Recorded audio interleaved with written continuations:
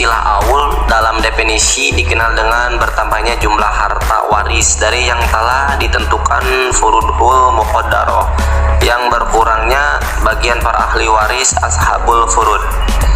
Keadaan seperti ini terjadi di saat dalam pembagiannya bagian ashabul furud makin banyak sehingga harta yang dibagikan habis, sedangkan di antara mereka ahli waris ashabul furud belum pembagian warisannya. Maka jalan keluarnya adalah ditambahkan jumlah asal masalahnya sehingga seluruh harta waris dapat dibagi secara cukup dan sesuai jumlah ahli waris ashabul furud, yang tentunya menyebabkan pembagian masing-masing ahli waris menjadi berkurang. Dalam kompilasi hukum Islam. Hukum warisan dalam Islam mengenal adanya asas keadilan berimbang. Asas ini pun juga dibahas dalam KHI, lebih tepatnya dalam pasal-pasal tentang besarnya bagian yang diperoleh oleh setiap ahli waris, di mana pasal yang dimaksud adalah pasal 176 dan pasal 180 KHI. Selain itu juga dikembangkan dalam penyesuaian perolehan di saat menyelesaikan pembagian warisan dengan cara aul, yakni dengan membebankan kekurangan harta yang akan dibagikan pada setiap ahli waris yang memang berhak mendapatkannya sesuai dengan pembagiannya masing-masing. Hal itu pun dijelaskan dalam pasal 192 KHI yang isinya sebagai berikut. Di antara para ahli waris zawil furud menunjukkan bahwa angka pembilang lebih besar dari angka penyebut, maka angka penyebut dinaikkan sesuai dengan angka pembilang, dan baru sesudah itu harta warisan secara aul menurut angka pembilang.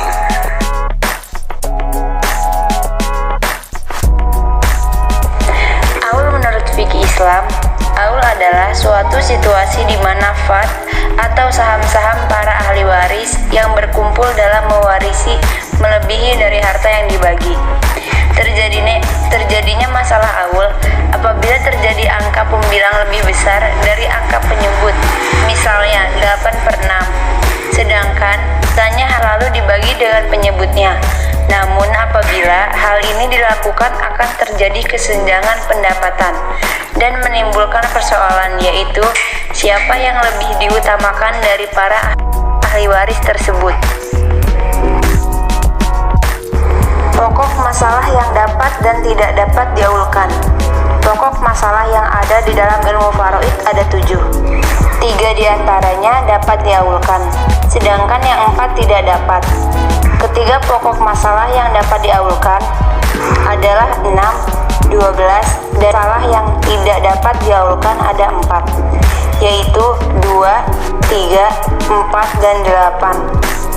Sebagai contoh pokok yang dapat diaulkan, seseorang wafat dan meninggalkan suami serta seorang saudara kandung perempuan, maka pembagiannya sebagai berikut.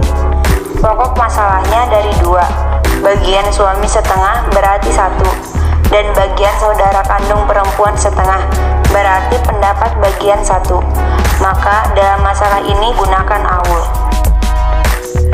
Selanjutnya ialah pokok masalah yang dapat diaulkan.